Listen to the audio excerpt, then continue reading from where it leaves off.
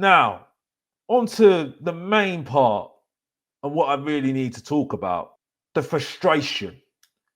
And this can be frustration about the club, but also about the fan base. The fan base that if you're not fully backing a manager, unfortunately, with everybody, whatever anyone says, he still needs to prove himself, regardless. And I only will get to know him even more at Tottenham Hotspur because let's be honest here, unfortunately, he was at Brentford. And again, he could prove me wrong. And his example is Mauricio Pochettino didn't want him at the club, wasn't interested in him. I thought, well, I wanted to Frank de Boer. We didn't go for him. We went for Mauricio Pochettino. He proved himself after a year. And then I fell in love with the coach. That's the proof. Villas-Boas thought, why are we getting a Chelsea reject? After the first season, I thought, you got me cooked because the way that you coached and got the best out of Gareth Bale and certain players, certain members of the team, definitely got me on board. 110%. Got me on board straight away. But with Thomas Frank, and then it just seems to be the same old thing. We did it with Postecoglou. We said, oh, you know, we got to back him, you know, even though certain people didn't even know nothing about him. And then all of a sudden, I had doubts about him. Yes, I didn't have my facts. No, I didn't. But I had my history of Tottenham Hotspur. I had my history of what we've done before with previous managers. But look what happened a few months later. We got too excited. I said, no, we're getting a bit too ahead of ourselves here. I see things that are not right because I was getting the flack. I was getting people saying to me, running me off shows like they're doing now, saying, oh, he doesn't talk about facts. He gets too angry. He's not worth having on the show. I had people running me off shows all day long, every single day. Year later, oh, Alex, you must be right. You were right. You were right. And then 2 years later, oh my gosh, yeah, you were right. You're absolutely right about him. He's absolutely useless. He's a terrible coach. Oh, I want Højbjerg back in my midfield. This is terrible. Oh, this is awful. Oh, this is predictable. Everything I said from the very, very beginning. So fast forward to now I'm saying, no, I'm not saying I've got doubts on Frank. I'm saying there are going to be challenges for this guy, right? With Thomas Frank, it's not that I don't like the bloke. It's got nothing to do with me not liking the bloke. I'm very, very calm about him. I've never said I was not. I'm actually more calmer than this. All the managers that have come in so far after Pochettino, this has been the calmest I've felt for an appointment for a long time. So when Mourinho didn't like him, wasn't having him. Nuno, I mean, the same thing with Nuno. People said back Nuno. It could be another situation like that. The only difference is I don't think he had his actual coaching staff. That's the thing. And so, look what happened with that one. People said need to back it. And then after a month or so, or 2 months or so, they said, no, sorry. People said he needs to go. And that was history. Conte, it's the same old thing. And then the whole thing with Postecoglou, like I said before, everyone was on board then. Look what happened. Yes, he got on won a trophy. And I think that's kind of made me feel a bit more calmer, to be honest with you. And it's not just a trophy, it's because it's a European trophy. But the difference is with this one at the moment is that, yeah, I do think Frank has got some good potential to coach these players better and do something with the team. But the reality is, managers have only got 18 months. And certain things that he has said with saying, I need to see some of the players. Then we've now seen that we're going to have 2 friendlies tomorrow. He added the one with Wickham that is going to be played at Tottenham Hotspur away. Right? And then we got Luton a few hours later, I think it is. It kind of shows me that he needs to see these players, because I think he realizes that if he doesn't get, which is likely he won't get everything right now, that he needs to work with the players that he may have to have. So he might have to work with Charleston, even though he wasn't in the squad. Which again goes back to my thought, and even they mentioned it earlier today. What if Solanke, who hasn't really impressed me, gets injured? Your main striker is the below average Emil Heskey, aka Richarlison. Let that sink in. Let that sink in, Tottenham fans. And for me, if he did his research, he should know from what he's seen and knowing the full well of where he was coming into, what team he was coming into, what we've got ahead of us, because we achieved Champions League and won the Europa League before he got appointed. So that's the point I was trying to make earlier today, and it was just so frustrating.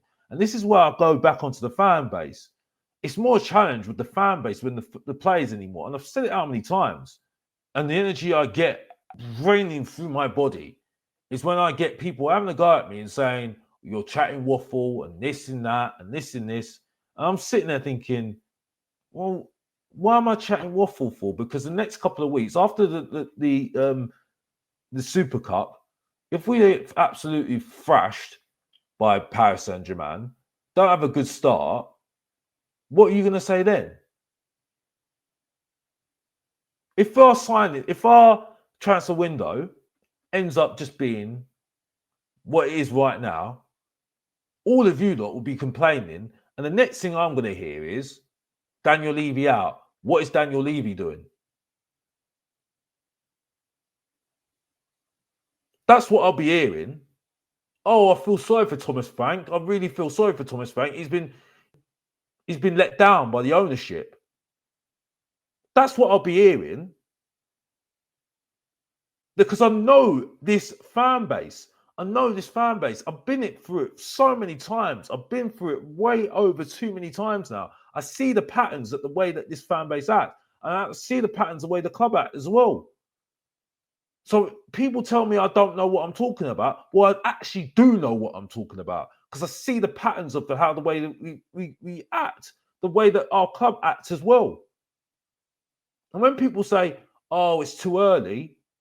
No, it's not too early.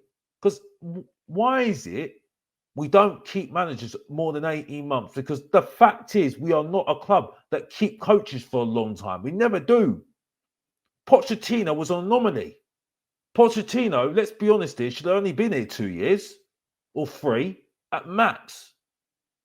But I think because they looked at it and thought, well, we're going to go into a new state. We've got to go into the new stadium. We can't change it right now. We can't find a new manager. That's why we kept him. But really, the main thing is the director of football. That's been the main problem at Tottenham, because we are focused as that's the main focus, the director of football. That has not been sustainable. That's been the problem. And if we had an actual sustainable director of football that was the main man and steadied the ship, we wouldn't have problems with coaches, because if the coaches are not good enough, we'll get another coach in and they'll keep to similar coaches that play the similar way, and we wouldn't have this problem. That's been the problem all this time. And that's why when people say, oh, we need to buy the players that the manager wants, well, that's not possible. It never would be possible. So I've got no affiliation with managers anymore. I might say I want a Glasner, but still, even if Glasner did come in, he still needs to prove himself. Even if Pochettino made his infamous return, still needs to prove himself. It's the morning after the nightmare before. No, I've just been listening to your emotive view on it this morning, and I've listened over the weekend and even last week, and I want to give you kind of some respect, because I think you've come onto some channels and obviously voiced a few of your observations or opinions, and I think at times it's been ridiculed a little bit. And I think ultimately none of us have a book of the future. All we can do is give a balanced, objective opinion on what we think we lack, what we need, and what we want. Yeah, so my thoughts are I was never Ange in, I was never Ange out. All the way through, I didn't believe in this. You had to be in the Ange in or you had to be in the Ange out camp. You know, ultimately, I've been supporting Spurs for 50 years, and whoever the manager is, I want Spurs to win.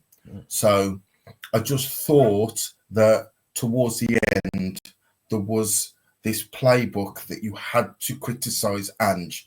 If Ange picked a youngster, we had to criticise it. If he didn't pick a youngster, we had to criticise that. You know, if he played Archie Gray, we had to criticise that. If he didn't play, so no matter what Ange did towards the end, it was wrong. And what I found incredible when we won the Europa League, if you put on YouTube channels for some Spurs channels, you would not have known they support Spurs. The body language, the facial expressions was through gritted teeth. It was, we won. It was through gritty teeth, you know. And then we had to go to the MO, which is the worst Man United team. You know, we parked the bus. We couldn't get out our half. If Jose Mourinho did that, that was a Mourinho masterclass, yeah. But because we did it and we won the final, he went against his principles, and it was a ball fest. Who cares? The Thomas Frank, I like. You know, I watched him at Brentford. I like his demeanour. He seems very calm. He seems very assured. He seems very well thought out when he thinks before he speaks, which not a lot of Premier League managers do, especially after a result.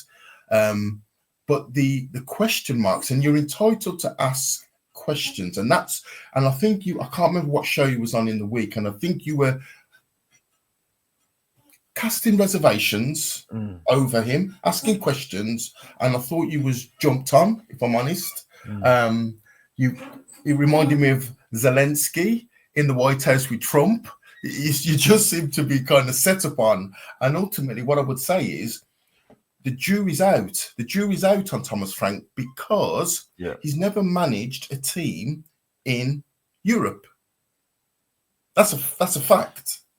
Now, I also understand the reply, which will be, we don't know till we find out. So we've got to give him that opportunity. And I also respect that response. But there is a question mark. How will he manage with a football match every 3 or 4 days? Exactly. How will he manage with Wednesday? How will he manage with Saturday? Wednesday? Tuesday? How will he manage with that at that level of competition? Now, he might be like Pochettino, who takes to it like a duck to water, because Pochettino had never managed a football club in Europe before. But we don't know. So that there's got to be some sort of a question mark, you know, because ultimately at Brentford, his remit is to stay up. That's his remit. Very small transfer budget, very, very low wages, stay in the Premier League. Big tick. Pass with flying colours. But he hasn't managed a football club that's supposedly one of the top 6 in Europe and be competitive in domestic football as well. The jury's out. Theoretically, it's easier, Alex, when you've got your players on the training pitch 4, 5, 6 days of the week and you just prepare on a Saturday and a Sunday. That's technically easier. Still a difficult job to do, but it's easier than play, recover, 1 day on the training pitch, match, recover at that level. So, you know, I think with all the hullabaloo about Frank and he's a coach and I'm happy we've got and listen, I understand a section of the fan base who wanted Ange gone. I get it. I get it. So it was anybody but Ange for some of the fan base. So whoever came through that door, they were going to lavish with praise. They were going to lavish that person with praise, regardless who came through the door. I get it. But also don't jump down people's throats and the others who say, I'm also excited that Frank's coming through the door, but what's he going to be like playing every 3 or 4 days? Yeah, the scrutiny, Alex, is going to be even higher. Every word he says in every press conferences is going to be under the microscope. He hasn't had that at Brentford.